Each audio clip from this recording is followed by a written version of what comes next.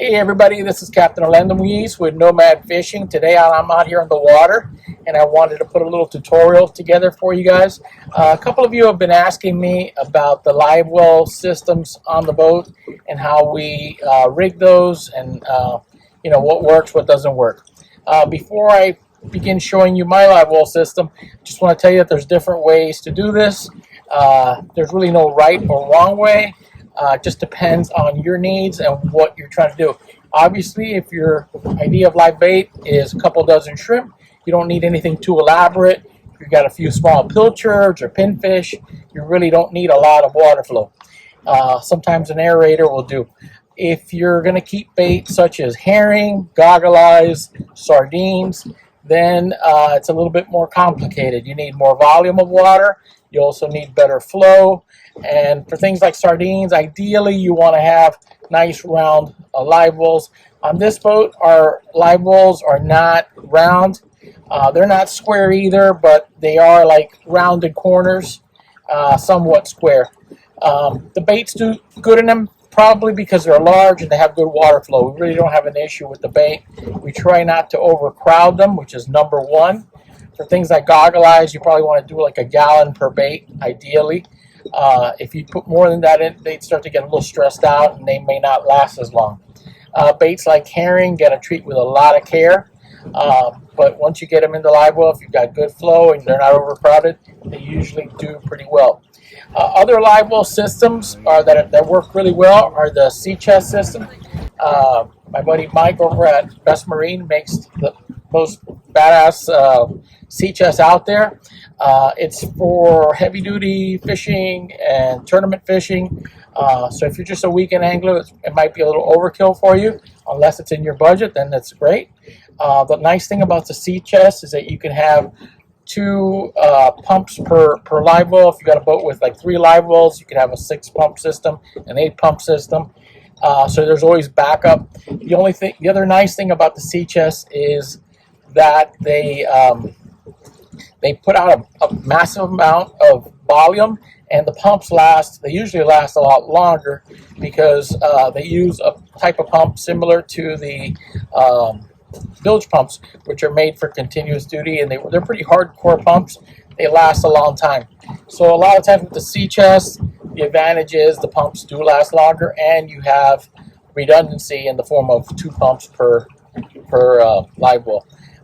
The other thing I want to mention is too, one of the drawbacks to the sea chest system is that when you do have to change a pump, it's a little bit more complicated because you have to unbolt the lid, which is a thick plexiglass lid. It's got big stainless steel bolts on it, so that can take a little bit more time. On my boat, I have a simpler system. I just have a through hull, a seacock, a pump, 12-volt pump, and then the discharge. It's all gravity.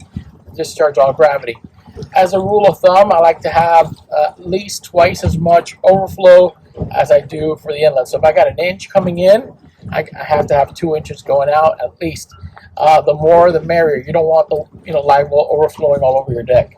So with the overflows, if you're getting too much water flowing out and your live well level starts to drop, you could always adjust it by closing your overflows a little bit.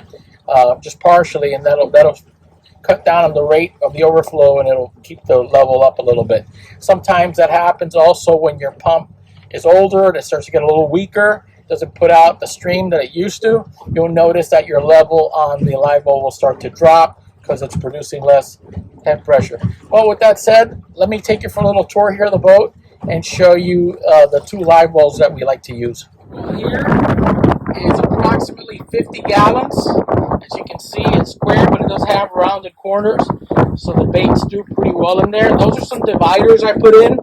Sometimes when I fish things like pinfish, I don't want them to mix up with the other baits. I like to keep them separate.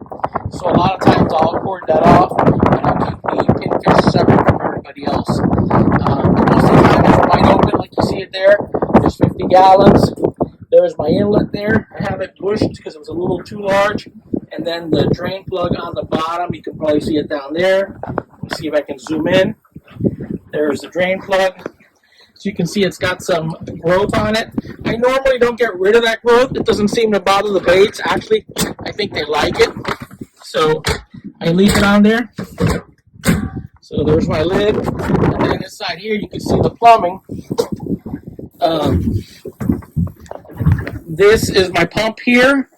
I just replaced it about a month ago, so I've got the date on it. I have a seacock. I don't know if you can see it down there. There's a seacock. That's a 1-inch seacock. It's a stainless seacock with the strainer. The strainer will catch any debris before it goes into the pump, and it'll help the pump last a little longer. Then I've got the pump hose going. It's an 1.8 inch going to the Livewell. It's that white hose you see there. And then these two black hoses are the overflows. These are, I believe they're 1.5 inches each. So I used to have just 1.5 inches, and it was too much. Over the years, I've changed it a few times, and this is working pretty good now. I've got 1.5 inches on this side and 1.5 inches on this side. And when the boat pitches, side to side, there's always one side that's draining. So it keeps a nice flow. The other thing that I've done is for my overflows, I used to use brass ball valves. Right now I'm using these valves you see there. Those are the Gemlux valves. They're not brass, they're like a heavy duty plastic, but I actually like those a lot better because they don't seize up. With the brass valves, they have a tendency to seize up and they get really, really hard to work with. So I've been getting rid of all my brass ball valves and going to those Gemlux valves.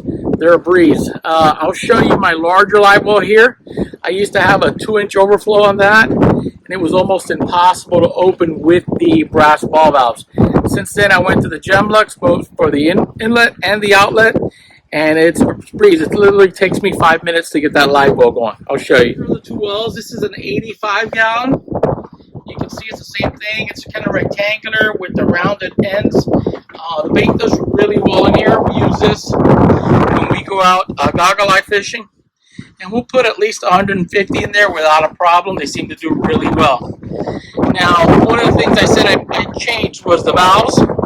I'll show you those valves here in a second. All right, down here you can see the two valves.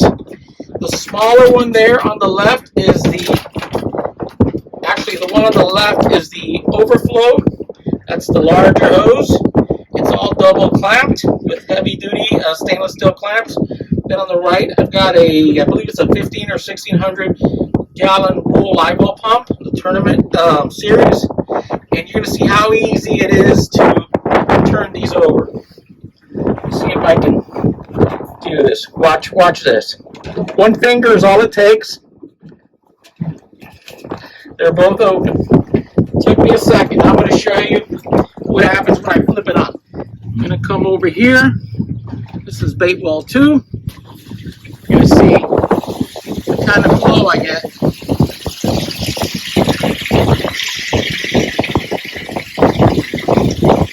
That's really, really good flow, and that's what you need to keep your bait going. Now let me come over here and turn on. I'm going to turn that one off since we're not using it.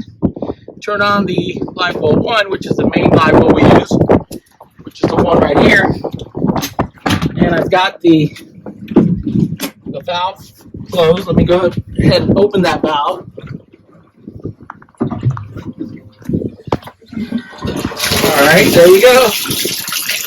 We got a nice good flow that keeps all my bait nice and healthy.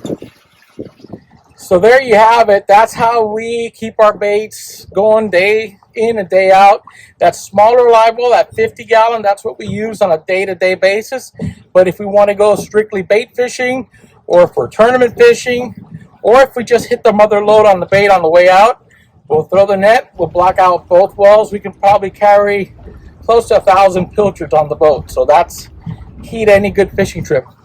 Well, guys, don't forget to hit that like button. If you have any questions or comments, you can leave them here. And I hope you enjoyed the video. Until next time, my name is Captain with Nomad Fishing.